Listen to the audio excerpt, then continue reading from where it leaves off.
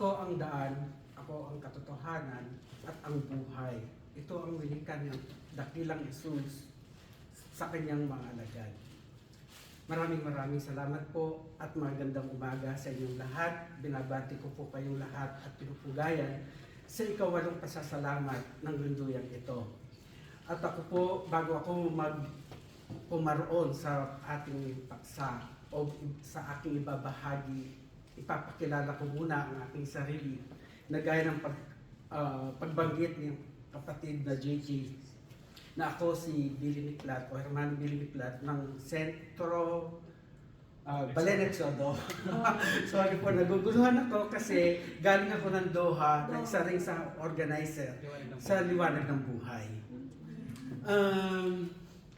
Matagal din po ang inilagi ko sa Doha.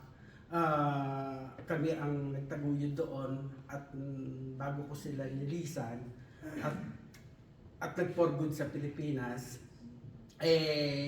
nabuo namin ang lunduyan doon at sa palagay ko maaring matibay na dahil lahat ay aktibo naman ang ating mga kapatid doon at dumami pa sila pag alis ko.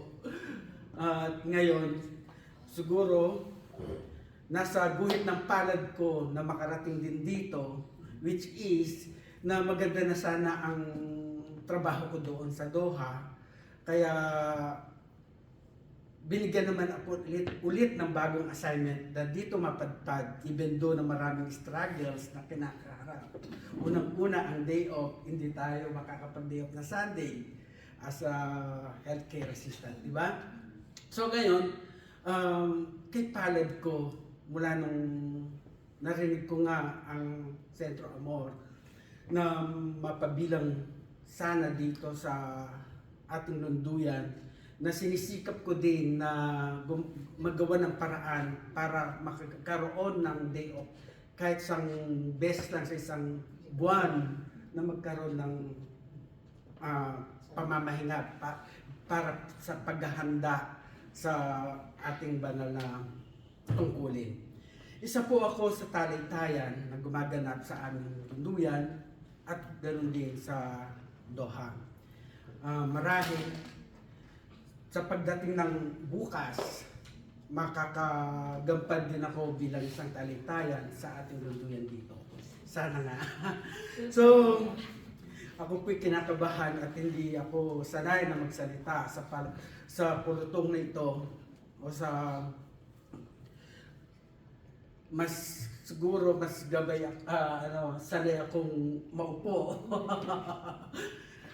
At ngayon, bilang mag-aaral sa Patruan ng Buhay, nais kong ibahagi ang aking natututunan sa loob ng eskwelahang ito, which is sabi nga ng ating paksa na ang mga panalangin ng mga hinirang ng Diyos kung papaano sa pahayag o sa Apokalipsis 8:3 binanggit na kung paano ang kamangyang na daladala ng isang anghel para sa kanyang mga mananampalataya. Ito ang kamangyang na usok o insenso na nagbibigay halimuyak upang linisin ang santuaryo, maging ang ating sarili sa pamamagitan ng pahayag o wika ng Diyos, upang linisin ang ating sarili at bigyang buhay ang kanyang mga banal na salita bilang paghahanda at paglilinis sa ating puso upang marapat na manahan ang dakilang Diyos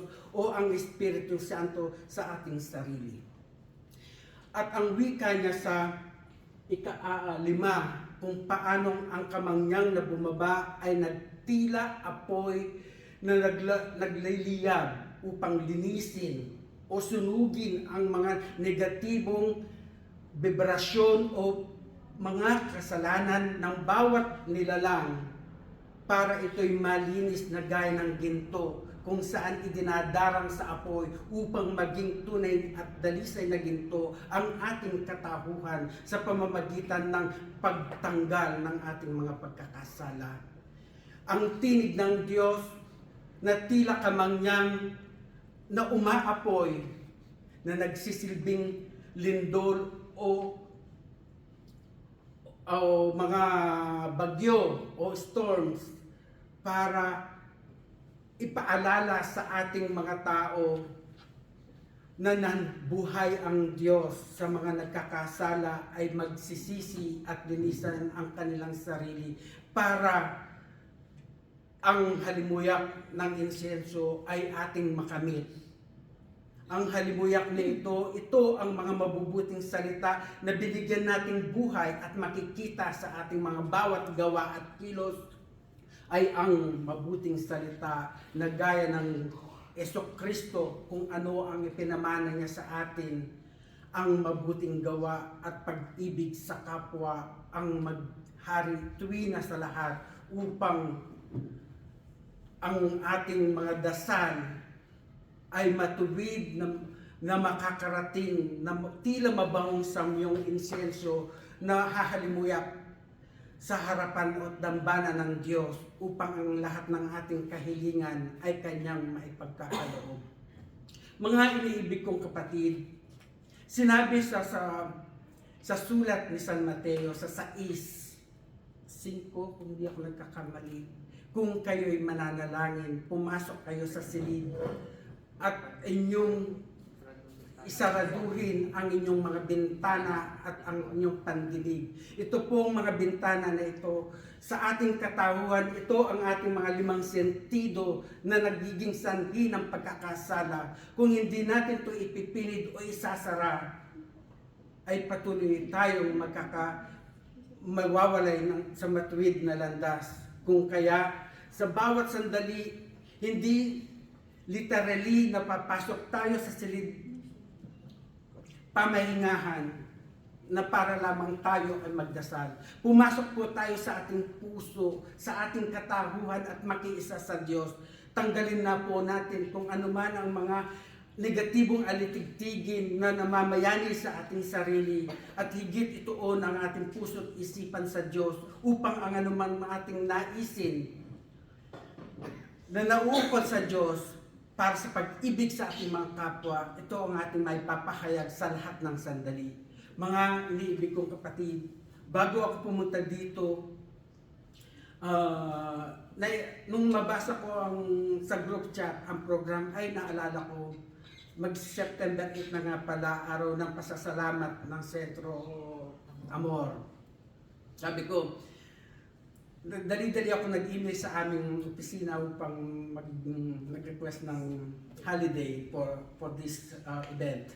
Sabi ko, sige, sabi niya, meron ka pa namang natitirang holiday, so kunin mo na to, sabi. So, agad-agad naman, naaprubahan at nakipag-communicate na ako kay Brother JJ.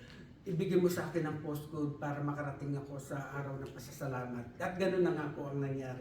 Kanina naglalakbay ako, 60 minutes pa lang. Ang dilim-dilim na laks-laks ng ulan. May pumasok sa isip kong huwag ka nang tumuloy. Sige pa rin ako ng sigit at nag-drive ako hanggang sa... kasi po, dahil umihina ang signal, si Satnab, hindi siya gumalaw. Lumiko ako ng kaliwa at na malindaan ko.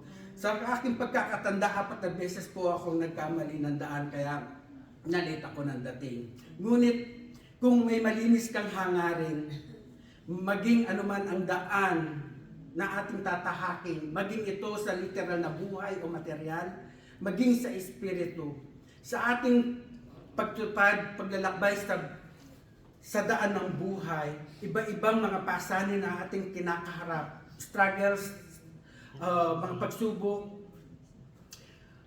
sa daan na makitid, ito'y ating madadaanan upang malinis lamang ang ating mga daanan o ang ating sarili.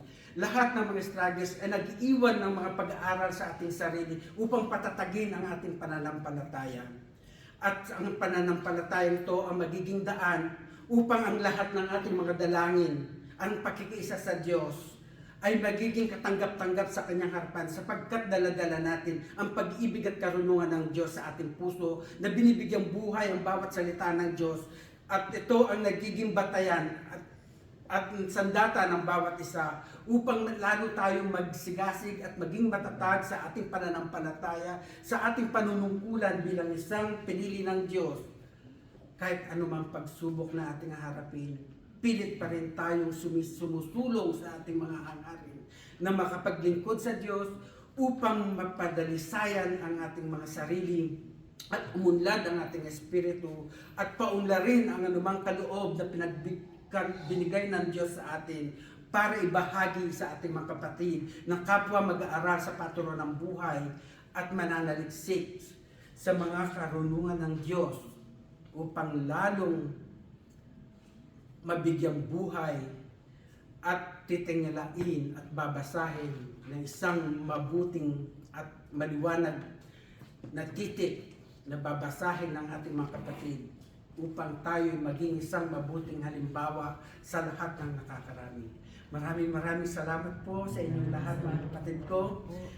At sana marami pang pagkakataon na magsama-sama tayo, hindi lamang sa isang ganitong pagtitipon, higit sa lahat ng bagay ng anumang subok nating harapin, sama-sama tayong tumindig sa ating mga tungkulin upang malagpasan ang lahat ng hamon sa ating buhay hanggang sa makarating natin ang buhay na pinangako ng Diyos. Maraming salamat po. Magandang umaga. Ay, hapon.